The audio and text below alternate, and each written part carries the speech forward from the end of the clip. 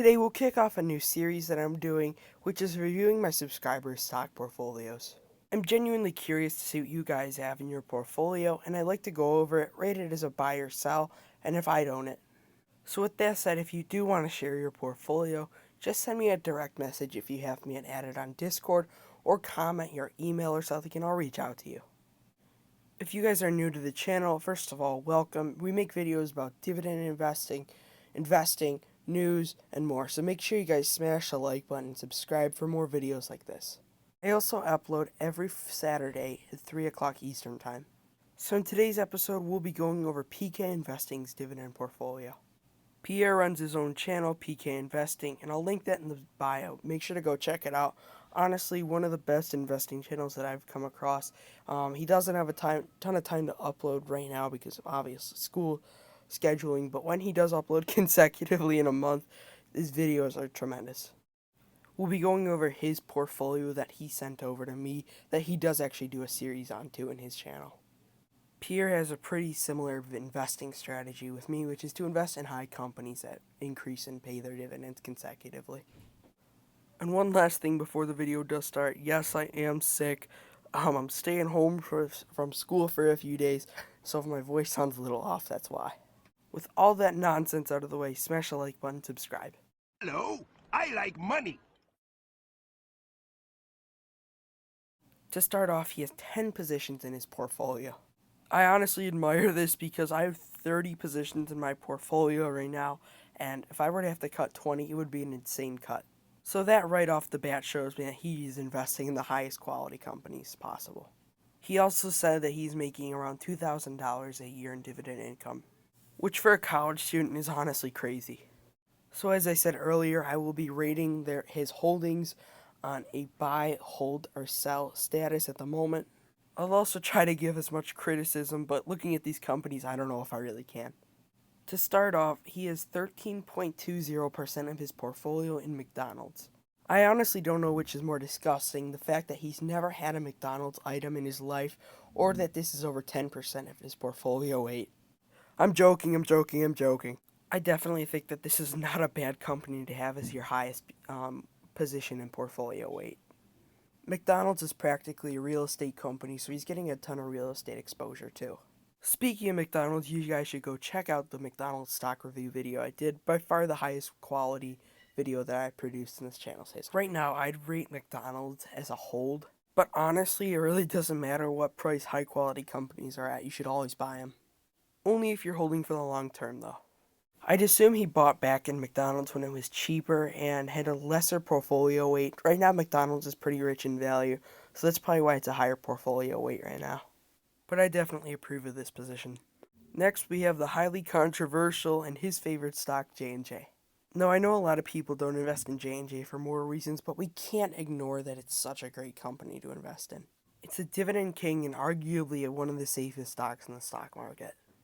Right now, I'd rate J&J a buy, and I do personally own J&J and look to buy more when I actually have money. Next, he has Procter & Gamble. PG has an elite group of brands that are basically for household goods. Right now, I'd rate this company a buy, and I personally don't own it right now at the moment, but I will look to buy some more in the new year. They also have a crazy history of paying out their dividends. Next, he has AbbVie. I recently bought AbbVie and I'll buy more as the price dips. Right now, I definitely rate this stock a buy too, as the price did dip recently. They have a really nice dividend, and also they are severely underpriced because their Humira patent is expiring in about a year and a half. So I definitely approve on this position. The only thing, it is a little high in portfolio weight, but honestly with a good company like AbbVie, that's fine. Next, we have the tech giant Microsoft. As Pierre said, they do have a micro dividend, but this shouldn't attract investors away from not investing. I think the stock has great capital gains potential along with dividend growth potential in decades to come. Any business that runs through a computer most likely does business with Microsoft. They also own Xbox. I do own Microsoft, and right now I would rate it a hold just because of how expensive it is. Next on his list, he's got the Colgate Palmolive Company. The Colgate Palmolive Company has brands like Irish Spring, Colgate Optic White, Colgate toothpastes, Colgate mouthwashes, and even more. I do own this stock, and I do look to buy more soon. And I'd personally rate it a buy. I think Colgate is going to provide investors slow and steady growth over the decades to come. Next, we have the even bigger tech giant Apple. Apple, I don't even know where to start. Of course, I'd rate it a buy. I own it myself. I think they have a lot of dividend growth potential for decades to come. I think they also obtain the largest economic moat in the world at the moment. They're a super high quality company in my opinion, and 90% of the time I'm going to rate this stock a buy. Next, we have 3M. There's a slogan, you're never 10 feet away from 3M, and that's absolutely true. That speaks to how powerful their brands are, and they're also doing a lot with innovation right now as well. They have a pretty nice dividend, and I'd rate this stock a buy. Next, we have the clean energy dividend giant NextEra Energy.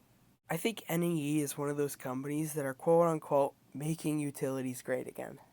I'd rate it a buy right now, and I think it has really good growth potential, not only for dividend growth, but for capital gains growth as well. They have all sorts of new projects that I'm really excited to see how they pan out. I also do own the stock myself. Next, we have JP Morgan, which I'm not personally a huge fan of bank companies, but it's definitely not a bad company. It's a smaller position on his portfolio, so I'm interested to hear his take on banks.